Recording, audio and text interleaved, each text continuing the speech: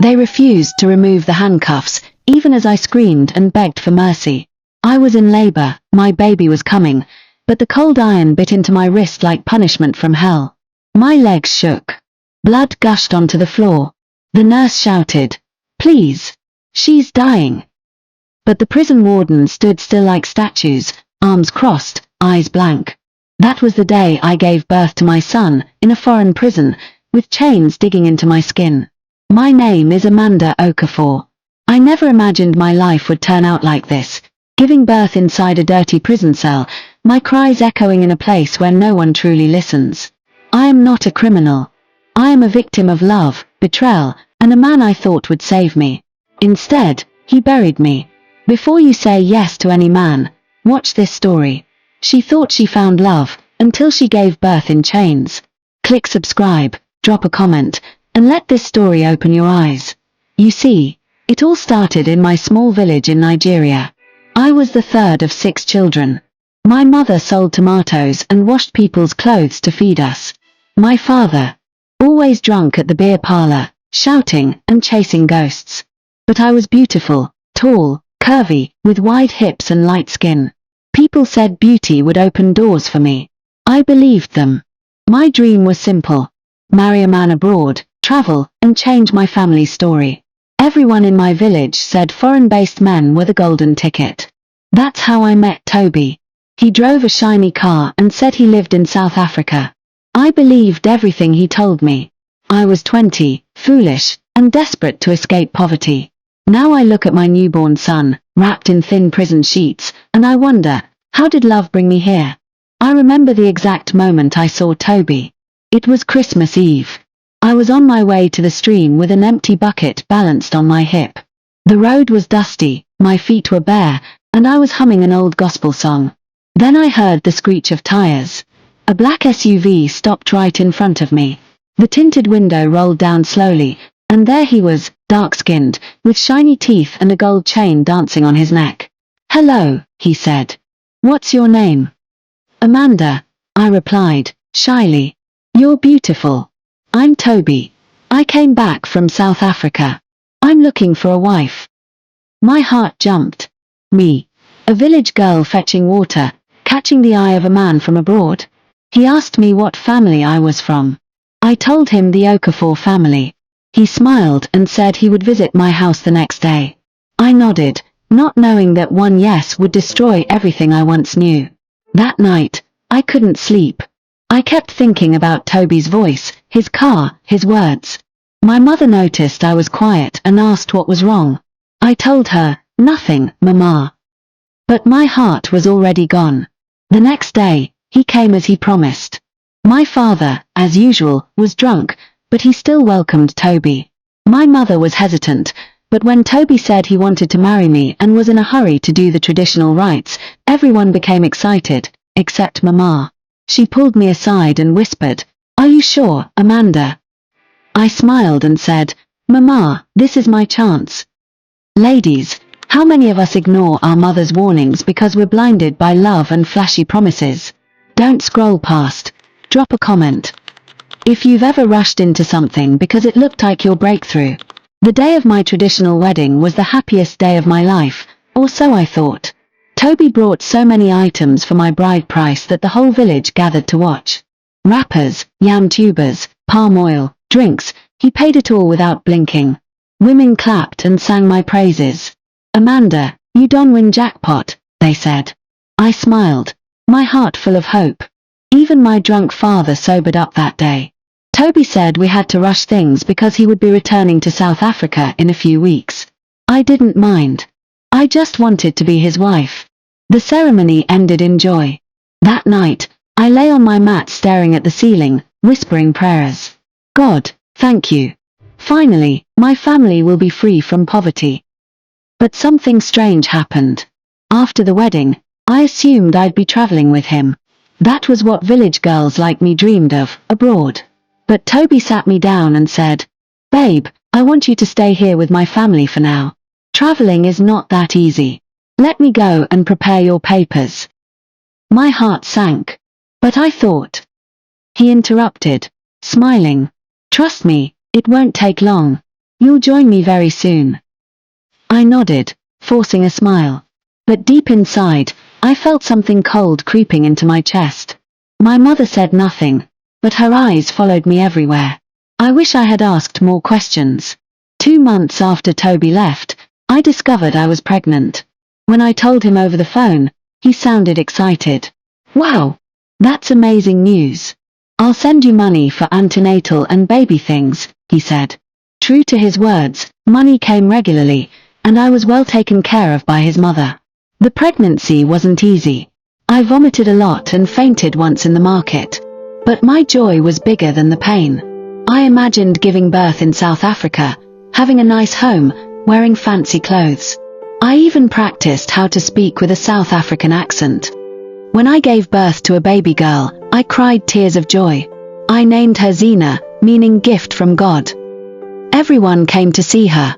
Toby's family treated her like royalty. His mother would say, "This child will change everything for our family." But something didn't feel right. My daughter was almost a year old, yet Toby hadn't sent the travel papers. Each time I asked, he gave one excuse or another. "There's an issue at immigration. I need to sort my rent. Be patient, baby." I wanted to believe him. I needed to. Toby came back after a year. This time, I was excited. Now we can travel together, I told myself. The moment he entered the compound, my daughter ran to him and cried. He carried her awkwardly, like he didn't know how to hold a baby. We spent time together, and I got pregnant again. "This time," he said, "you'll come abroad to give birth. I promise." I believed him again. He gave me money to go to Lagos and begin my travel documents. I packed my bags, kissed my daughter goodbye, and headed to the city with joy. Then something strange happened.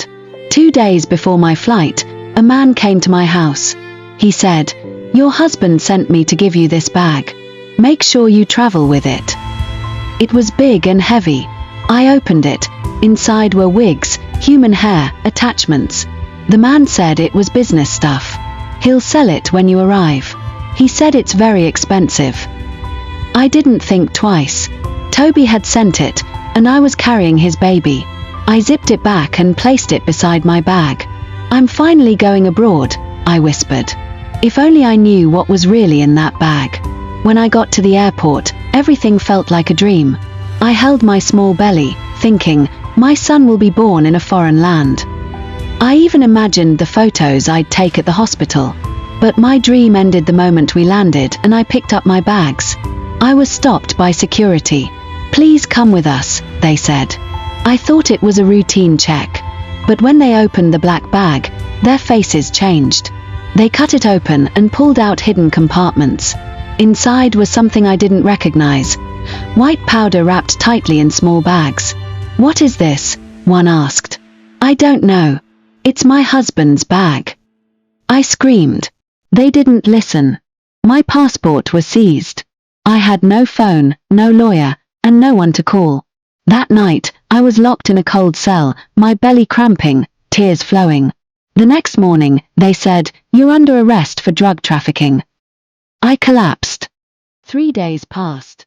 I sat on the cold prison floor, my back against the wall, legs trembling. I hadn't eaten. My baby inside me was growing restless. I asked the guard for water, he ignored me. Each hour felt like a year. A man came to visit me, he said his name was Mike. "Toby sent me," he said. "He's doing everything possible to get you out." I grabbed his hands. "Please, tell him to come. I'm innocent. I'm pregnant." Mike looked confused. "Pregnant? I didn't know you were his wife. He said you're his cousin." That moment, I felt my chest tear open. I almost choked on my own breath. "Cousin?" I whispered. "He told you I'm his cousin." Mike's face went pale. "I'm sorry. I didn't know." He left quickly. That night, I cried myself to sleep, whispering Toby's name like a curse. My baby kicked all through the night. Maybe he was angry too. I was taken to court. I had no lawyer, no interpreter, no support. Just me, my swollen belly, and my shredded heart. They read charges I didn't understand. I told the judge, My husband gave me the bag. When asked his name, I said, Toby. But that wasn't the name on the documents he used abroad. They couldn't trace him. My story made no sense to them. The verdict came swiftly. Sentenced to death by hanging. I didn't cry. I didn't scream. I just stood there, staring. My body wasn't mine anymore. I was dead already, only waiting for the rope. But because I was pregnant, they delayed the execution. That's when I realized I had to survive. Not for me, but for my unborn child. I gave birth on a metal table. My hands were cuffed. I screamed, begged, cried. The nurse pleaded with the prison guards. Please remove the cuffs, she's in pain. They refused. I pushed. I bled. I fainted and came back to life. And then, he cried, my baby boy. I named him Chidera, meaning what God has written. He was tiny and hungry. I breastfed him while flies buzzed around our cell. Sometimes I didn't eat for days. Sometimes I begged for hot water. But I made a vow that night.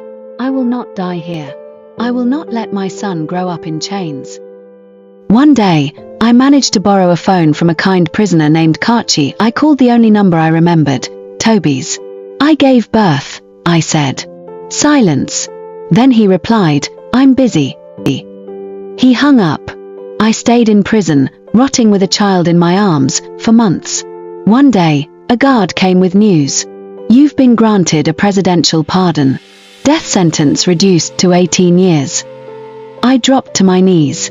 I wanted to cry, but the tears didn't come. 18 years still felt like a lifetime, but I chose to see hope. I sent a letter home through someone. My family replied. Toby had told them I was arrested for joining a drug gang. He lied.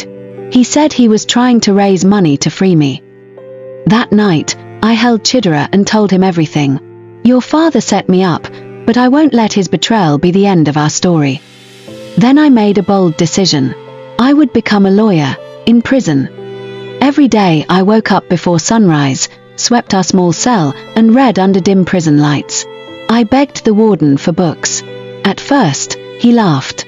You want to become lawyer in prison? I nodded. One day, a white woman who worked with a prison outreach heard my story. She said, if you're serious, I'll help. Her name was Mrs. Carter. Through her, I enrolled in an online law diploma program. She brought me printed materials and a solar lamp. I studied beside my son's sleeping body. I memorized cases while cooking with firewood and washing dirty prison uniforms. Kachi became my friend and study partner. She was accused of murder, of a man who tried to rape her. We bonded over pain and purpose. After 3 years, I finished my diploma. I didn't stop. I applied to an international legal aid organization for full law school support. They accepted. The day I received my certificate, the entire women's block clapped for me. But I wasn't smiling for myself. I was smiling because I had gained a weapon. My voice, backed by law. By the 5th year, I had gathered enough knowledge to reopen my case. I filed an appeal, drafted every page myself. I found Mike's number again. When I called, he was quiet. I'm sorry, Amanda, he finally said. Mike agreed to help. He sent me a package. Inside were voice notes, WhatsApp chats, and photos linking Toby to the drugs. There was also a signed letter. I, Michael Olatunji, testify that Amanda was used unknowingly by her husband Toby Okonkwo. At the hearing, I walked in, head high, wearing a brown prison gown. I presented my case like my life depended on it, because it did. The judge asked for evidence. I handed in Mike's letter. When I finished speaking, the room was silent. The judge stared at me. You're not an ordinary woman, he said. He adjourned the case. 2 months later, I was called to the prison warden's office. He looked at me, eyes wide, then handed me a letter. Your conviction has been overturned. You are free. I didn't move. I couldn't speak. My hands trembled. My son, now 5 years old, stood beside me looking confused. Are we going home, Mama? I nodded. But before I left, I made a decision. I would not leave without Kachi. She was still awaiting trial for a crime that was clearly self-defense. I took her case personally. I wrote petitions. I contacted legal aid. I cried in offices. I fought like she was my sister. 6 months later, Kachi walked out of prison a free woman. We held hands and walked through those gates, barefoot, poor, but unchained. We were going home. My mother saw me and collapsed. My siblings gathered around her, shouting, pouring water on her face.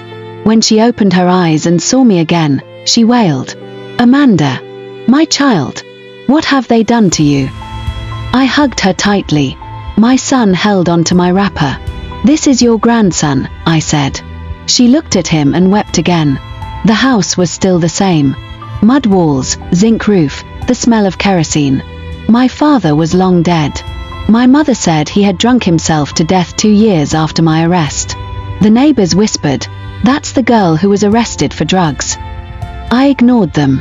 I had bigger plans. I asked Mama, "Where is Zena?" She said, "Toby came and took her. He told us you sent him." I felt like choking. "Where is she now?" Mama shook her head. "He said she's with his new wife in Abuja." I stood up. "I'm going to find her." Toby's mother was surprised to see me.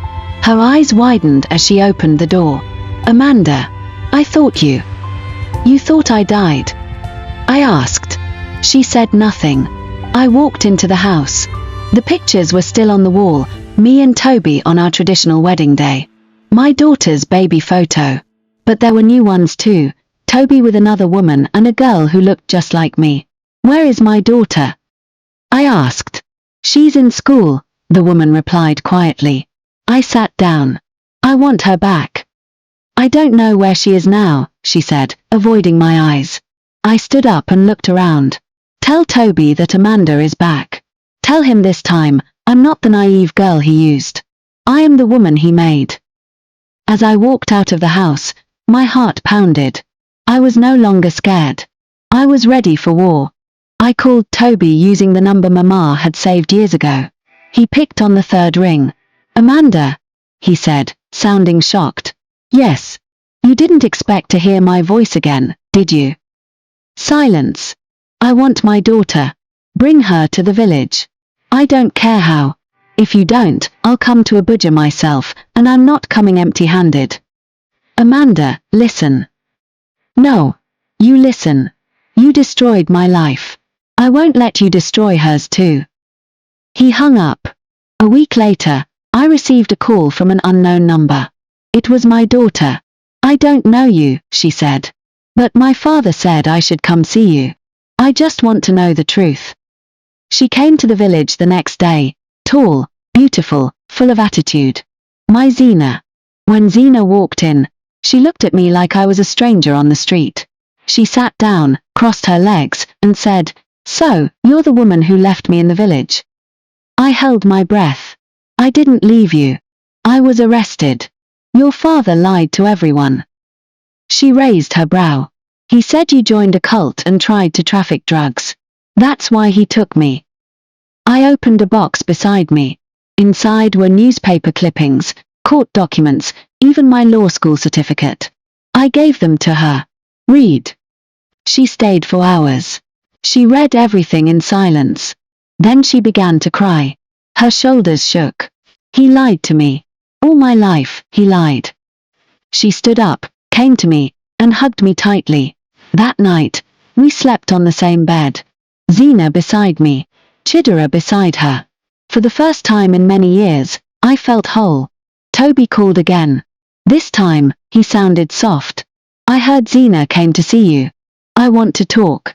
Face to face." "Then come," I said. "No.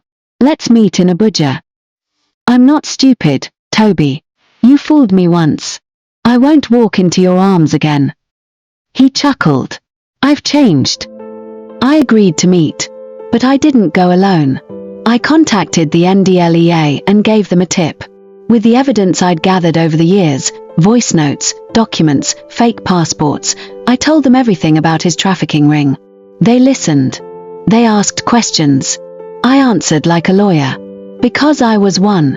They said, We'll handle the rest." I smiled. The next day, Toby was in his Abuja office when men in black stormed in.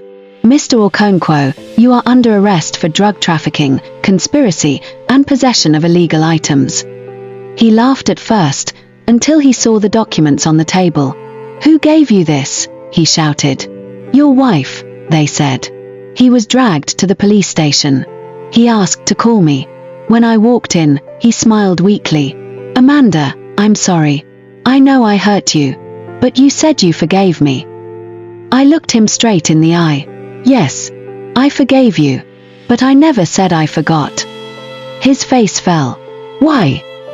"Because justice is not revenge. Justice is truth dressed in boldness." I left him there, confused, defeated, alone. Toby's arrest shook his empire. His warehouses were sealed. His bank accounts were frozen. His new wife disappeared. His gang members were picked one by one. I made sure every detail I gave NDLEA was accurate. I sold every property I had access to, legally. Transferred all the money to an account I opened for my children. Zena was now living with me, attending university. Chidera was in secondary school. My mother's house was rebuilt. Kachi had started a center for ex-prisoners, and I funded it with part of the money I recovered from Toby. I stood in front of the court the day Toby was sentenced. "Life in prison," the judge said. He turned to look at me one last time. I didn't smile. I didn't wave. I simply stood and walked out. 2 months after his sentence, I went to see Toby in prison. Not because I missed him. I went for closure. He looked pale, no longer the big man that once drove flashy cars. He sat quietly, ashamed, looking at the floor. "I don't hate you," I said. "I don't love you either. I came to tell you thank you." He looked up, confused. "You made me suffer. You took everything. But you gave me something too, purpose." His eyes welled up with tears. I walked away. That was the last time I saw him. I started speaking at women's meetings in villages and cities. They called me the lawyer from prison. I told them my story, raw, truthful, and without shame. I said, "No man is your escape plan. You are not broken because you're poor. You're only broken when you give away your mind to a man just because he lives abroad."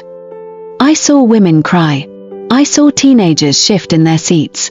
I told them, "Listen to your mother when she speaks. Ask questions. If something feels wrong, it is wrong. Don't call it love. Call it what it is, danger." The more I spoke, the more healing came to me. To them. To every broken girl. One day, a young girl approached me after a talk in Lagos. She whispered, "I want to marry a man in Dubai. I don't know much about him, but he sends me money." I held her hand and said, "I was you once. But do you know what money can hide? A criminal record. A secret wife. A coffin." Her eyes widened. I gave her a card. "Before you say yes to any man, ask questions. Not just about him. Ask questions about you. What do you want? Who are you?" She nodded, tears in her eyes. "Thank you, Ma." Sometimes, saving one girl is enough. That same year, the governor heard my story. He invited me to speak at a prison reform event. After I finished, he stood up and said, "Your story has touched me. From today, I appoint you as the head of women's legal aid for ex-inmates in Rivers State." I cried. Me, Amanda Okafor. Once in handcuffs. Now wearing a sash of honor. I called Kachi. He cried with me on the phone. I stood on that stage, lifted my voice, and said, "No jail is stronger than a woman who decides to fight back, with truth." That day, I was finally free, not just from prison, but from pain. Dear woman, don't rush into love like it's the last bus home. It's better to walk slowly in peace than ride fast into prison. Ask questions. Follow your gut. If your stomach turns when a man talks, don't drink Fanta to cover it. That's your spirit warning you. Don't believe that only abroad can save you. Abroad without sense will bury you in shame. And please, crime is never the way out. No matter how sweet it looks at the start, it always ends in bitterness. My name is Amanda Okafor. I gave birth in handcuffs. But today, I raise my head and speak so no other woman will wear chains because of silence. Let my pain be your warning. If you have enjoyed this story, please subscribe to BONIETTA'S African Stories. Drop a comment. See you in our next story.